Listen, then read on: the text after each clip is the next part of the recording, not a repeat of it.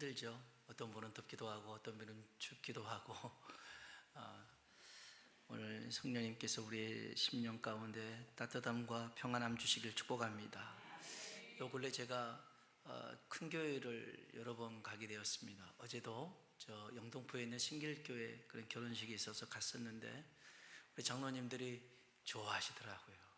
교회가 커서도 있지만 엘리베이터를 보고 좋아하시고 에스컬레이터를 보면서 좋아하시고, 저는 정말 미안하기도 했습니다. 빨리 우리 교회가 부흥을 해서 그렇게 됐으면 좋겠다는 생각을 갖고, 사실 또 신길교회도 가봤지만 그 전에 이제 사랑의 교회 지하에 그 대성전에 이렇게 이제 지하 4층에 대성전이 있고 3층, 2층 뭐 이렇게 있는데 의리의리합니다. 정말 이 지하에다가 이렇게 큰 성전을 어떻게 지을 생각을 했을까, 얼마나 이 참 아름답나라는 생각이 들었어요. 목회자라면 다들 큰 교회를 하고 싶어 하는데 저도 마찬가지죠. 우리 교회가 크게 되었고 또 부흥되었으면 좋겠습니다. 어떻게 하면 교회가 부흥할 수 있을까를 늘 고민하고 기도하게 되죠. 그때 하나님께서 제게 깨닫게 해주신 은혜가 있어요. 한번 따라 합시다. 큰 교회는 큰 믿음의 사람이 있는 교회다. 아멘. 여러분, 교회의 크기는 믿음의 크기인 줄로 믿습니다. 지금 건물이 있느냐 없느냐가 중요한 게 아닙니다. 믿음이 있느냐 없느냐가 중요합니다. 지금 사람이 많냐 적냐가 중요한 게 아닙니다. 믿음이 있느냐 없느냐가 중요합니다. 지금 돈이 있냐 없냐 이게 중요하지 않아요. 믿음이 있으면 가능할 줄로 믿습니다. 주님의 제자들이 예수님 곁을 따라다 보니까 보고 깨달은 게 있어요. 주의 일을 가려면 믿음이 필요하겠구나. 그래서 주님께 오늘 본문에 보면 믿음을 요구합니다. 주님, 우리에게 믿음을 더해 주세요 그럽니다. 5절 말씀 한번 볼까요? 읽어보겠습니다. 사도들이 주께 여짜오되 아멘. 우리에게 믿음을 더하여 주옵소서 그럽니다. 아마 이렇게 믿음을 더해 주세요, 그 말은 많은 믿음을 주세요, 큰 믿음을 주세요, 이런 거였을 것 같아요. 그런데 예수님이 믿음을, 겨자씨 믿음을 소개합니다. 6절 한번 볼까요? 주께서 이르시되 겨자씨 한 알만한 믿음이 있었더라면 이 뽕나무더러 뿌리가 뽑혀 바다에 심기어라 하였을 것이요 그것이 너에게 순종하였으리라. 아멘. 아멘. 겨자씨 하나일 만한 믿음. 여러분, 겨자씨가 어떻게 생긴 줄 아십니까? 그냥 볼펜으로 점 하나 탁 찍으면 그 사이즈가, 볼펜 점 하나 사이즈가 겨자씨입니다. 그런데 이 겨자씨가 자라잖아요. 그러면 웬만한 나무보다, 이런 나무보다 훨씬 크게 자라는 게 겨자씨입니다. 그런데 주님이 그래요. 너에게 이 겨자씨만한, 이 조그만한 믿음만 있어도 뽕나무가 뿌리채 뽑혀서 바다에 심어질 수 있더라는 것입니다. 아니, 여러분, 누군가가 이런 소리를 했다면 말이 되겠어요? 뽕나무가 뽑혀서 어떻게 바다에 심겨지겠습니까? 뽕이 세구나, 정말 말도 안 되는 소리구나, 그랬을 것입니다. 그런데 우리가 그냥 넘어갈 수 없는 것은 이 말씀을 주님이 하셨더라는 것입니다. 주님이 왜 이런 말씀을 하셔가지고, 여러분, 나무가 뽑혀서 바다에 심겨진다는 게 말이 되는 소리입니까? 적당한 선에서 얘기하시면 우리도 수용할 수도 있을 텐데 말도 안 되는 얘기를 하시니까 주님도 불편하고 우리도 불편하고 서로 불편하게 되는 거 아니겠습니까? 그런데 여러분, 주님의 말씀은 실제로도 가능한 말씀이지만 이 말씀 속에서 우리에게 뭔가를 강조하고 계십니다. 여러분, 주님이 말씀하시는 믿음은 어떤 믿음이냐면 살아있는 믿음입니다. 생명 있는 믿음입니다. 여러분, 이런 믿음이 있으면 어떤 것도 장애물이 될 수 없는 줄로 믿습니다. 여러분, 죽은 믿음에는 아무런 능력이 나타나지 않습니다. 그저 환경에, 그저 상황에 끌려다닐 수밖에 없습니다. 내가 신앙생활을 20년 했다, 30년 했다, 40년 했다, 그래도 살아있는 믿음이 없다면 하나님의 기적을, 하나님의 응답을 손꼽을 정도로 몇 가지 없을 거예요. 일전에 제가 이제 청계산에 이제 기도하러 다닌 적이 있었습니다. 그래서 이제 혼자서 이제 동기 목사와 같이 이렇게 기도한 적이 있었는데, 그 산속에 가서 이렇게 기도를 했어요. 어느 날 기도하다 보니까 풍뎅이가요, 한 마리가 죽어 있더라고요. 근데 기도만 열심히 해야 되는데 또 왜 그걸 또 봤는지 기도하다가 지금 아무튼 봤어요. 그랬더니 큰 개미 5마리가 그 죽은 풍뎅이 곁에서 탁 붙어가지고 이 풍뎅이를 해체 작업을 하고 있는 것인지 뜯어먹고 있는지 뭔 작업을 하고 있더라고요. 자기보다 덩치가 훨씬 적은 개미가 와서 공격을 해도요, 얘가 가만히 있습니다. 왠지 아세요? 죽었거든요. 죽었어요. 여러분 잘 들으세요. 죽은 믿음은 반응하지를 않아요. 마귀가 공격해도요, 어떻게 해볼 수가 없어요. 내 믿음이 죽었는데 어떻게 마귀의 공격을 막을 수가 있겠어요? 주님이 말씀하시는데도 내게 믿음이 죽어버렸으니까 그 말씀에도 반응할 수가 없어요. 이 큰 개미 한 5마리가 붙어서 막 작업을 하고 있는데 작은 개미 하나가 등장을 했어요. 이 큰 개미에 비해서는 5분의 1도 안 돼요. 아주 작아요. 근데 이 개미가 와서요, 그 풍뎅이 옆을 끼웃거리는 거예요. 야, 이것 봐라. 그러니까 큰 개미가 샥 이렇게 하니까 후다닥 도망갔다가 이 조그마한 개미가 또 덤비는 거예요. 나 참 조그마한 게 깡이 있더라고요. 이렇게 몇 번을 왔다 갔다 해요. 제가 깨달은 게 있어요. 살아있으니까 작아도 쪼매도 싸워볼 수 있는가 보구나. 그래가지고 제가요, 막대기를 가지고 큰 개미 5놈들을 다 쫓아버렸어요. 네가 이 조그마한 개미, 네가 주인이다, 네가 먹어야겠다 하고 있어요. 여러분, 믿음에는 깡이 있어야 되는 것 같아요. 살아있는 믿음을 얘기하는 겁니다. 여러분, 주님이 눈여겨보시는 사람은 살아있는 믿음을 가진 사람입니다. 오늘 저와 여러분의 믿음이 살아있는 믿음 되길 주의 이름으로 축복합니다. 오늘 큰 믿음의 전제 조건은 살아있는 믿음입니다. 생명 있는 믿음입니다. 우리 교회가 큰 믿음의 사람이 모인 큰 교회가 되길 주의 이름으로 축원합니다. 오늘 예수님께서는 믿음을 보시고 칭찬하신 사람들이 성경에 나옵니다. 그들은 살아있는 믿음을 어떤 식으로 소유했냐면, 마태복음 8장에 보면 우리 5절로 10절에 있는 말씀이 있는데요, 우리 같이 한번 읽어보겠습니다. 마태복음 8장 5절로 10절에 백부장 얘기 나옵니다. 읽어볼까요? 예수께서 가버나움에 들어가시니 백부장이 나와 간구하여 이르되 내 하인이 중풍병으로 집에 누워 몹시 괴로워하나이다. 이르시되 내가 가서 고쳐주리라. 백부장이 대답하여 이르되 주여, 내 집에 들어오심을 나는 감당하지 못하겠사오니 다만 말씀으로만 하옵소서. 그러면 내 하인이 낫겠사옵나이다.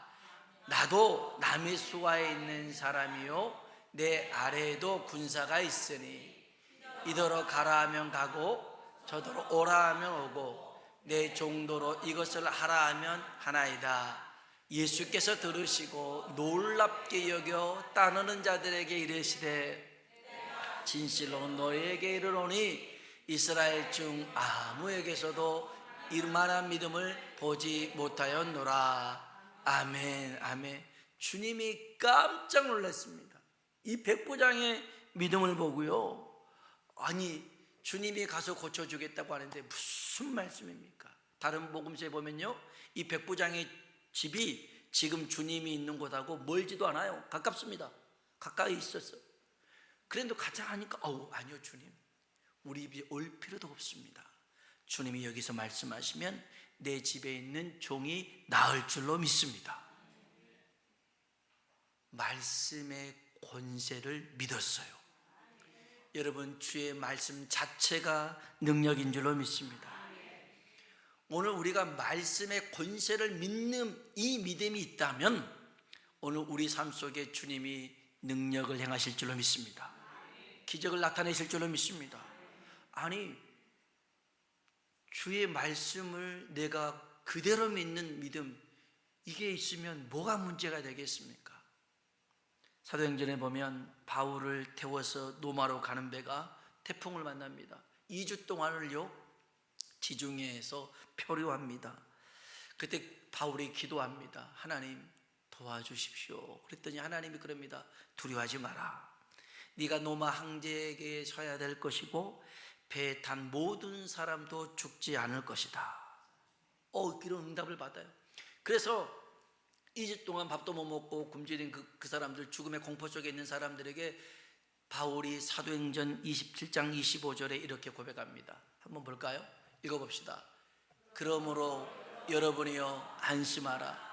나는 내게 말씀하신 그대로 되리라고 하나님을 믿노라. 아멘. 한번 따라합시다. 나는 내게 말씀하신 그대로 되리라고 하나님을 믿노라. 아멘. 여러분, 하나님이 여러분에게 말씀하셨더라면 그 말씀이 그대로 이루어질 것을 믿으시길 축원합니다.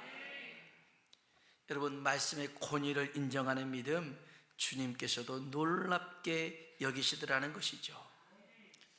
사실 이런 일들은 우리 삶 속에서도 다반사로 나타나기도 합니다. 쉽게 발견할 수 있어요. 저희 아이들이 어렸을 때 이렇게 싸우잖아요. 어떤 걸 가지고 막 놀다가 싸웁니다. 그러면 한쪽이 불리하면 이제 저한테 찾아옵니다. 그러면서 막 일러 바칩니다.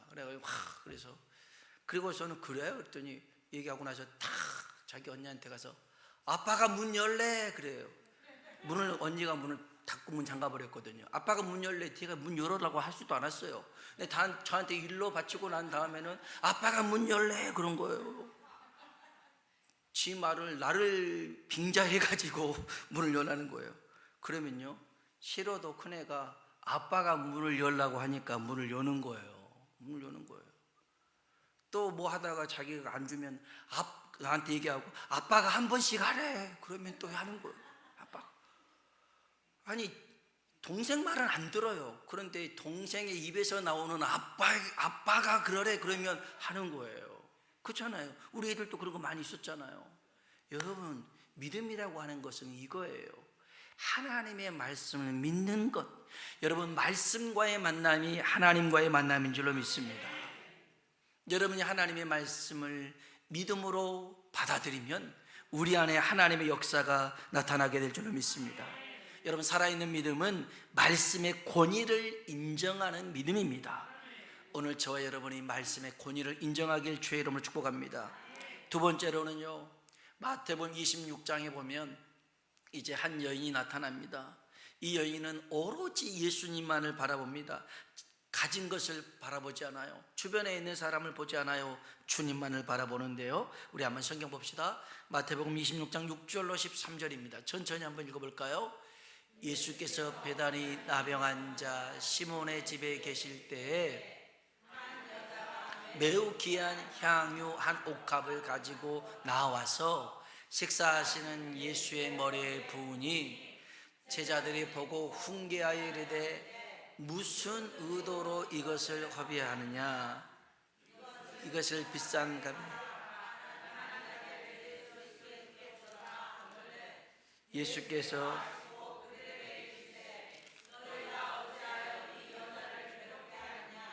그가 내게 좋은 일을 하였느니라. 나는 있지 아니하니라. 이 여자가 내 몸에 향유를 부은 것은 내 장례를 위하여 함이니라.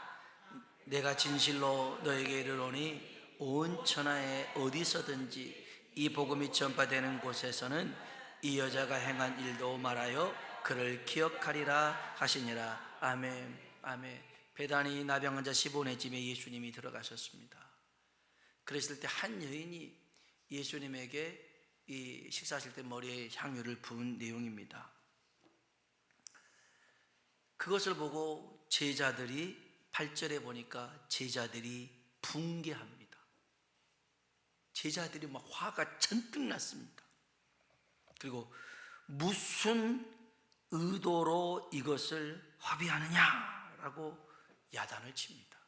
호되게 야단을 쳐요. 그럼에도 불구하고 이 여인은요, 오롯이 이 제자들의 말이나 또 이 향유가 300데나리온이나 되는 향유입니다. 1데나리온이 하루 품삯이니까요 한 4천만 원, 5천만 원 정도 되는 것입니다. 그 4, 5천만 원 되는 것을 예수님의 머리에 붓고 끝나버리는 것이죠. 그러니까 화가 잔뜩 나서 이거 가난한 사람에게 주면 얼마나 좋지 않냐라는 것이었습니다. 이건 누구에게나 큰 돈이죠. 없는 얘기 말할 수도 없을 것입니다. 그런데 이 여인은 왜 예수님에게 드립니까? 다른 복음서에 보면요, 예수님께서 이 집에 들어왔는데 이 시몬이 예수님에게 입 맞추지도 않고 더러운 발 씻겨 물도 떠다주지도 않고 예수님은 식사 자리에 계시게 하는 거였어요. 예수님의 대접이 형편이 없었어요. 그래서 이 여인이 자기 집에 가서 향유를 가져가지고 눈물로 그 예수님의 발을 씻기고 예수님의 발에 입을 맞추고 향유를 예수님의 머리에 부어드리는 거였어요. 이 여인은 많은 사람들 중에 오로지 예수님만 보는 거였어요. 누가 뭐라고 해도 예수님이 그런 대접을 받아야 돼서는 안 되는데 싶어서 자기의 향유옥합을 깨뜨려서 주님 앞에 드렸던 거였어요. 여러분, 헌신은요, 나를 보지 않는 거예요. 내 것을 생각하지 않는 거예요. 다른 사람을 의식하고 비교하지 않는 거예요. 주님을 바라보는 것이 헌신인 줄로 믿습니다. 그래서 주님이요, 이 복음이 전파되는 어느 곳에든지 간에 이 여인의 행동도 전파되리라고 말씀하시죠. 사무엘하 열왕기상 이런 상하 말씀에 보면 다윗의 세 용사 얘기가 나옵니다. 블레셋과 전쟁이 있었는데요, 블레셋이 베들레헴을 점령하고 있었습니다. 그때 다윗이 그냥 혼잣말로 그런 말 합니다. 야, 전에 내가 베들레헴 그 성 옆에 있었던 우물에서 물을 마셨더니 얼마나 시원했는데 그 물을 한번 마셨으면 좋겠다 그럽니다. 그냥 아무 생각 없이 혼자 내뱉은 말이었는데 부하 셋이, 장군 셋이 그 블레셋 그 적진을 뚫고 가가지고 가서 물을 담아가지고 다윗에게 드립니다. 왕이세요, 이걸 드십시오. 뭐냐? 베들레헴 성문 옆에 있는 우물가의 물입니다. 깜짝 놀랍니다. 그냥 혼자서 내뱉은 말을 이 부하 장수들이 흘려듣질 않는 거예요. 목숨을 걸고 가서 그 물을 떠오니까 다윗이 어떻게 먹겠어요? 아니다. 이 물은 너희들의 생명이고 너희들의 피 아니냐? 하나님, 이것을 받아 주시옵소서. 하나님께 드립니다. 하나님께 드려요. 여러분, 이 세 명의 장군은요, 적을 생각하지 않습니다. 여러분, 블레셋 적군을 생각하면 어떻게 들어갈 수 있겠어요? 세 사람이. 그런데 누구를 생각하냐면 다윗만 생각하는 겁니다. 자기 주 왕 다윗만 생각하니까 가서 거기서 물을 떠오더라는 거예요. 여러분, 살아있는 믿음은 주님만을 바라보는 믿음입니다. 여러분, 어떤 상황 속에 있다 할지라도 주님을 향하는 여러분의 시선, 그 믿음이 흔들리지 않길 주의 이름으로 축복합니다. 그러면 우리들의 믿음이 살아있을 수 있어요. 자꾸만 다른 사람을 의식하고 비교하다 보니까 있는 믿음이 마치 바람에 훅 불어서 꺼져버리는 촛불과 같더라는 거예요. 여러분, 주님만 바라보길 주의 이름으로 축복합니다. 세 번째로는요, 마태복음 15장에 보면 끝까지 포기하지 않는 믿음이 나옵니다. 우리 21절로 28절에 있는 말씀을 같이 한번 읽어보도록 하겠습니다. 예수께서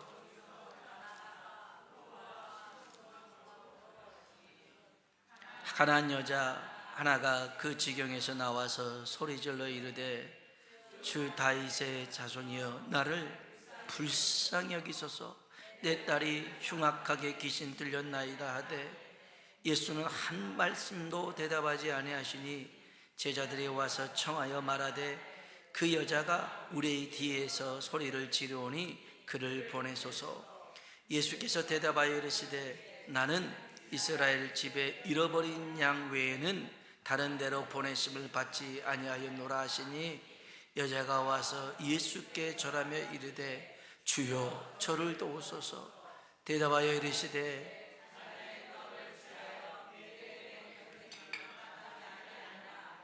여자가 이르되 주여 올소이다마는 길을 또 제 주인의 상에서 떨어지는 부스러기를 먹나이다 하니 예수께서 대답하여 이르시되 여자여 내 믿음이 크도다 내 소원대로 되리라 하시니 그때로부터 그의 딸이 나으니라. 아멘. 한번 따라 합시다. 내 믿음이 크도다 내 소원대로 되리라. 아멘. 이 가난안 여인의 딸의 귀신이 들렸어요. 예수님께 와서 요청합니다. 근데 예수님이 아무런 말씀을 하지 않습니다. 그러실 주님이 아닌데, 정말 어려운 일이 있으면 먼저 가가지고 예수님께서 해결해 주신 분인데 이날따라 이 사람들에게는 전혀 다른 반응을 합니다. 아무런 말씀도 하지 않습니다. 또 와서 얘기합니다. 예수님 저를 불쌍히 여겨주십시오. 예수님이 그러죠. 나는 이스라엘의 잃어버린 양 외에는 누구에게도 관심 두지 않는다. 상처받잖아요. 나 니들 때에는 나 신경 안 써. 너 이방 사마리아 여인 아니야? 가나안 여자 아니야? 나 신경 안 써. 그럽니다. 상처받아서 돌아갈 수 있을 것 같은데 그러지 않아요. 다시 예수님께 와서 예수님 저희를 불쌍히 여겨주십시오. 야야야, 우리 네 새끼한테 줄 떡도 없는데 니들한테 줄 떡이 어딨냐? 없어. 안 돼. 그럽니다. 좋아요. 제가 떡을 오는 것이 아니라 떡 고물 부스러기라도 좋으니까 제발 우리를 좀 불쌍히 여겨주십시오. 포기하지 않아요. 여러분, 큰 믿음은요 포기하지 않는 믿음인 줄로 믿습니다. 믿음에는 중도 포기가 없어요. 끝까지 가는 것이 믿음인 줄로 믿습니다. 끝까지 가니까 내 믿음이 크도다 그러는 거예요. 여러분, 믿음은 끝까지 가는 것입니다. 중간에 포기해서는 안 돼요. 끝까지 가야지만 믿음 크다라고 인정받아서 내 소원대로 될지어다 말씀하시는 겁니다. 여러분, 간혹 가다가 내가 생각하는 시기, 내가 생각하는 그런 방법대로 안 될 때가 있잖아요. 요 타이밍에 하나님이 해주면 참 좋은데, 근데 하나님이 안 하고 더 기다리라고 하고 얼마나 힘이 빠집니까? 그래서 여러분, 지나와서 보면 하나님의 때가 정확한 줄로 믿습니다. 그래서 여러분, 우리는 포기하지 말아야 되는 것이죠. 여러분, 주님의 이름으로 구한 것은 반드시 응답이 있는 줄로 믿습니다. 우리 하나님은 우리가 구하는 것이나 생각하는 것에 능히 넘치도록 역사하시는 하나님이시죠. 오늘 저희 여러분이 이런 믿음 가지시길 주의 이름으로 축복합니다. 첫 번째로는 말씀의 권위를 인정하는 것이고, 두 번째는 어떤 상황 속에서도 주님을 바라보는 것이고, 세 번째로는 끝까지 포기하지 않는 것입니다. 그리고 마지막 네 번째로는 마태복음 14장에 보면 베드로 얘기가 나옵니다. 14장 26절로 30절에 있는 말씀 같이 한번 읽어보겠습니다. 제자들이 그가 바다 위로 걸어오심을 보고 놀라 유령이라 하며 무서워하여 소리 지르거늘 즉시 이르시되 안심하라 나니 두려워하지 말라. 주여 만일 주님이시거든 나를 명하사 물 위로 오라 하소서 하니 오라 하시니 베드로가 배에서 내려 물 위로 걸어서 예수께로 가되 바람을 보고 무서워 빠져가는지라 소리질러 이르되 주여 나를 구원하소서 하니 아멘. 바다를 걷다가 물에 푹 빠져버렸어. 그래서 허우적거리면서 주님 나를 좀 도와주십시오. 그 모습이 얼마나 웃기겠습니까? 예수님이 저 같았으면 천천히 가고 물 좀 잔뜩 먹고 믿음도 없으니까 고개도 쳐박아가지고 너 믿음이 왜 이렇게 없냐 이럴 것인데, 성경에 보면 예수님이 즉시로 가가지고 베드로를 꺼내줍니다. 그리고 배 올라가시죠. 믿음이 없음을 이렇게 말씀하셨는데, 여러분, 베드로가 실수한 겁니다. 실패한 겁니다. 주님 바라보다가 바다 보고 놀라서 이렇게 빠져버렸으니까 그 모습 보고 사람들은 조롱할 수도 있습니다. 그러나 여러분, 여기서 우리가 간과해서는 안 될 게 있어요. 베드로는 바다 위를 걸었다는 것입니다. 11명의 제자는, 나머지 배에 있던 11명의 제자는 꿈도 꾸지 못할 일이었습니다. 예수님이 바다 위로 걸어오는 모습을 보고 유령이라고 놀라 자빠졌지, 나도 한번 예수님처럼 걷고 싶다 이런 생각은 하지도 못했어요. 그런데 이 베드로는 예수님 만일 주님이라면 나도 바다 위를 걷게 해주십시오 이런 겁니다. 그래서 주님이 오라 그러신 거잖아요. 여러분, 우리는 바다 위를 못 걸어요. 왜냐하면 주님이 오라고 하지 않았으니까. 주님이 오라고 할 때 우리가 갈 수 있는 거죠. 베드로 보고 주님이 오라 그랬어요. 그러니까 들어간 겁니다. 그런데 바다 위를 저벅저벅 걸어갔어요. 여러분, 중요한 말입니다. 믿음의 다른 말은 모험입니다. 도전입니다. 가만히 있으면 아무것도 못한 거예요. 그러나 이 베드로에게는 정말 나도 바다 위로 걸을 수 있겠다, 나도 주님이 말씀하시면 오라 하시면 갈 수 있겠다, 이런 도전을 갖고 모험을 하니까 아무도 하지 못한 일을 베드로가 한 것이 아닙니까? 여러분, 믿음은요, 어디가 안정적인가, 어디가 완벽한가, 언제 이것 따지는 게 아닙니다. 주님 말씀하실 때 움직이는 것이 믿음인 줄로 믿습니다. 한 6년 전에 저희 아이가 제 핸드폰에다가 메모를 써놨더라고요. 2017년 6월 6일 우리 아빠라는 그런 글을 써놨어요. 그러니까 저희 작은애가 중학교 1학년 때였어요. 이거였습니다. 우리 아빠도 어른인가 보다. 중학교 1학년짜리가 우리 아빠도 어른인가 보다. 어떻게 하는지 고민하니 말이다. 아빠는 하나님이 뭘 좋아하는지 알고 있다. 알고 있으면 실천하면 되지 않는가? 이렇게 써놨어요. 그 다음이 중요해요. 그리고 실천해보고 막히면 그때 하나님께 물어보면 되지. 왜 완벽하게 하려고 자꾸 미루는가? 아빠도 나랑 똑같은가 보다. 완벽하게 하려고. 근데 해보면 되지 않을까? 이렇게 써놨어요.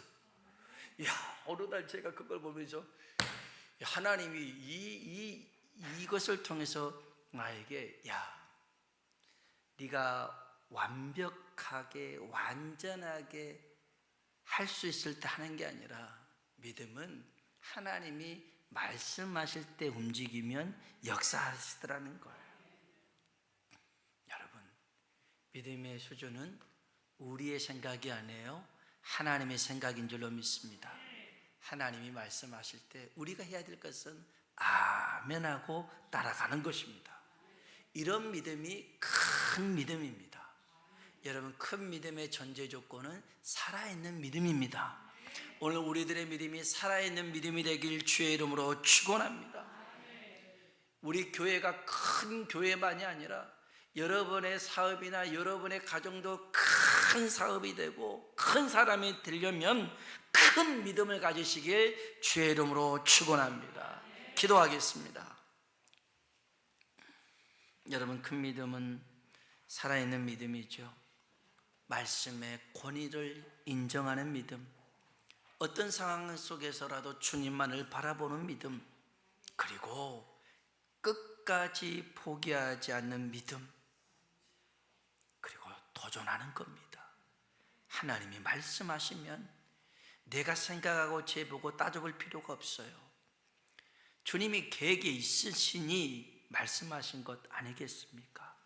우리가 해야 될 일은 순종인 줄로 믿습니다. 하나님, 우리 교회가 큰 믿음의 사람들이 모이는 교회가 되게 하여 주옵소서. 살아 역사하는 사람들이, 그런 믿음을 갖는 사람들이 모이는 교회가 되게 하여 주옵소서. 하나님, 우리의 사업장이 하나님 큰 사업장, 우리가 큰 사람 되도록 하나님 우리에게 큰 믿음 허락하여 주시옵소서. 우리 다 같이 주님을 한번 부르고 기도하겠습니다. 주여! 할렐루야. 좋으신 아버지 하나님,